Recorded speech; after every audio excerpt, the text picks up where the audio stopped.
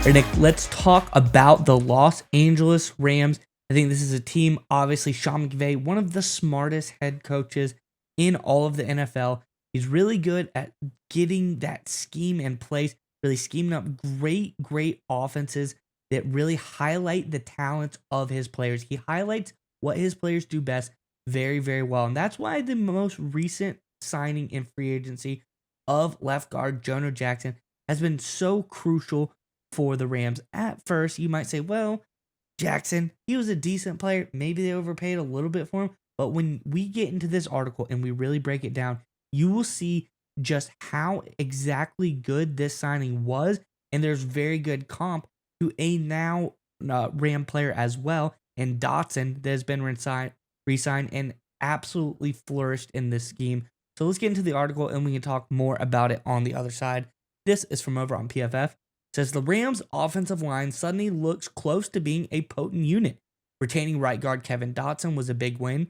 Steve Avila was a nice second-round pick last season, and tackles Alaric Jackson and Rob Havenstein performed serviceable work in their respective spots.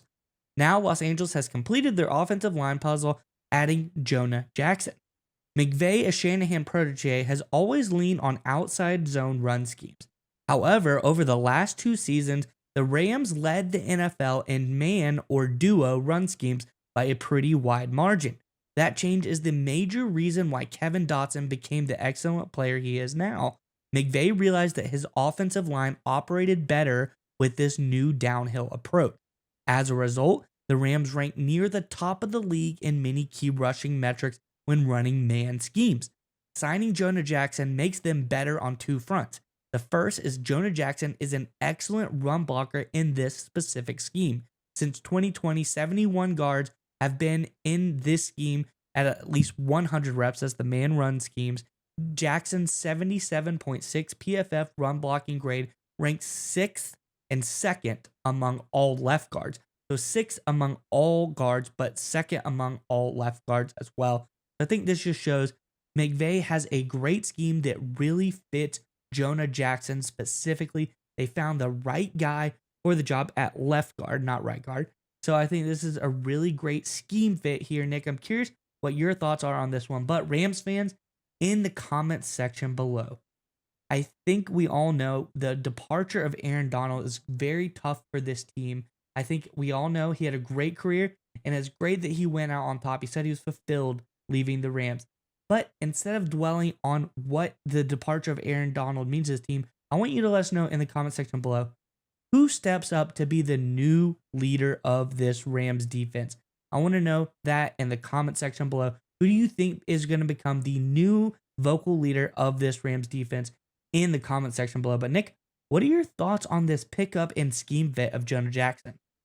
So I think it's very interesting when they first announced the move, like you kind of alluded to. I thought, it's maybe slight overpay, right? I think it was obviously a position of need, interior offensive line, but I thought they overpaid just a little bit, But again, overpay a little bit you're in a title window now. It kind of just makes sense to do that. But when you really dive into it, and guys over at PFF, very smart people, I did not know. And again, this is someone, we follow football, watch all these games. You kind of lose sight of the fact that over the past couple of years, Sean McVay has changed his scheme, and the PFF report kind of alluded to it. They're no longer doing as much outside zone running schemes, which is the staple of that Shanahan, Sean McVay offense. They're switching more to that downhill scheme, that duo, that inside double team. That's more old school power football, man-on-man football. And this whole transition switch that Sean McVay has done, I think highlights an important element of McVay. And I think that's the real story here, at least in my opinion. We talked about it all the time when it comes to college football on our college channel, how the greatness of Nick Saban was the fact about 15 years ago, defensive old school guy decided to say the heck with doing that. He's going to get into the spread, high flying offense, even though that wasn't his mentality, even though that wasn't how he was brought up in football. And the result was Alabama won a bunch of national titles. Even Bill Belichick with the New England Patriots, he's an old school 3-4 defense, right? Big honking nose tackle, 4 linebackers, that old school defense. He ran that for about a decade in New England, recognized the NFL was changing, and completely switched his entire defense. Obviously won a bunch more Super Bowls at the end of it. Of course, Rams fans are very well aware of the fact of that. And this is, I think, Sean McVay following in that same footsteps of a Saban, of a Bill Belichick. And I think that's the story here. Remember, McVay loves the outside zone scheme and everything that goes with it, those motion concepts. That's what he wants to run. That's how he came up in football with Washington under Shanahan, of course, during his early tenure. His early tenure with the Rams. Now, the fact that he's changing and adjusting to his personnel, but also changing and adjusting to what defenses are doing. We talk about it all the time. Defenses are getting smaller, right? They're getting more lateral quickness. Defensive linemen are getting thinner. Linebackers are getting smaller. Why did they do that? To counter the McVay Shanahan outside zone where you have to sprint a lot if you're a defender.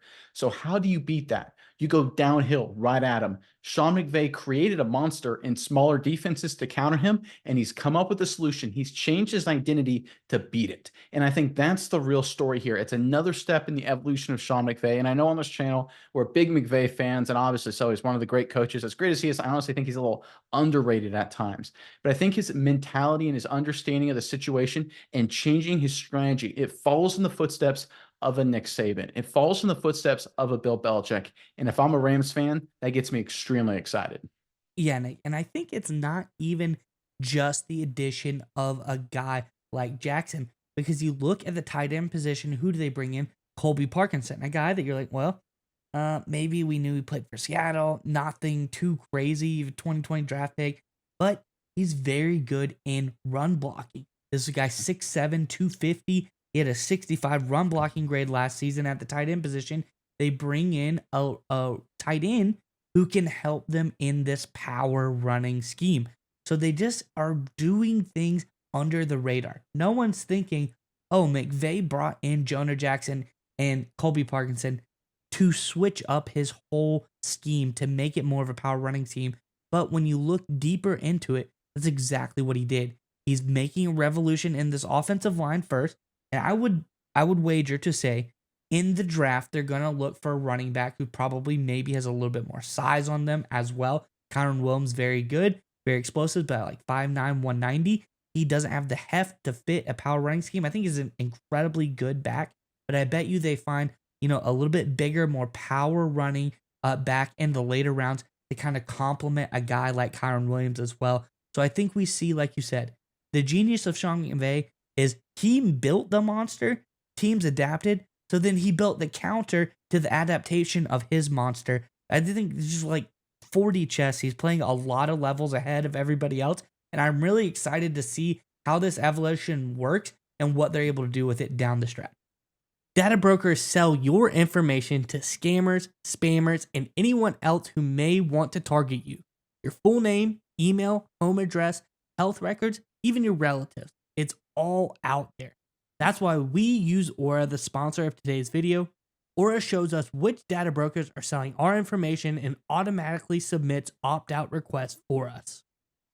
Cleaning up our information not only reduces the amount of that stupid spam we all get, but it also protects us from hackers who could use this information to help them access our social media accounts, bank accounts, and other sensitive information. Aura also does much more to protect us and our families from online threats. We also get features like antivirus protection, VPNs, password management, parental controls, identity theft insurance, and more without having to download several different apps. That's really key. One location to get all this great stuff. It's really easy to set up, and the best of all, we get everything at one affordable price. And you may already have one or two of these tools already, but not having Aura is like locking the front door and leaving the back door wide open.